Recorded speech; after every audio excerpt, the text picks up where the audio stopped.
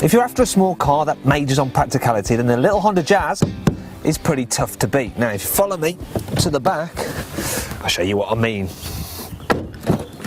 The doors open nice and wide, which makes it very easy to get in, and there's plenty of space back here too for adults. Look, lots of knee room and headroom, but the best bit is the seating system, which is so clever, you can actually operate it with one hand behind your back. Pull a lever on the top to fold the seat back down, and you've got a nice, flat, practical load area. But on the Jazz, unlike with other cars, you can actually lift up the seat bases, which means you can use this area to carry tall objects such as a potted plant, or use the Jazz as a tunnel.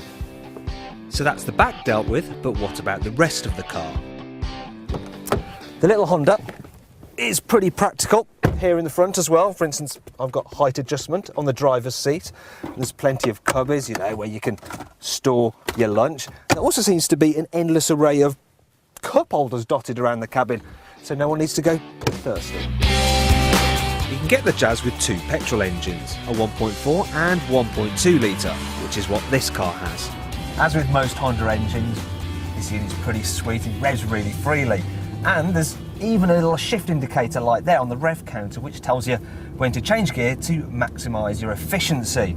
The gearbox itself, it's really nice to use too. It's got a very positive, kind of solid feel to it. In fact, all the controls on the Jazz are nice and light and easy to use.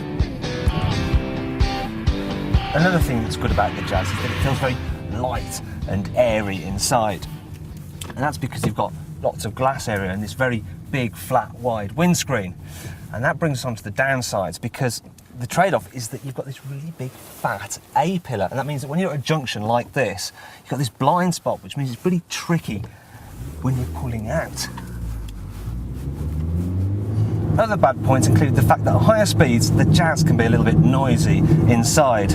Also, the suspension is a little bit kind of firm and jittery. It never seems to settle, which means that it's not actually as comfortable as you'd think. There isn't a trade-off in terms of sporty handling though, because while the Jazz is competent, you'd hardly describe it as fun.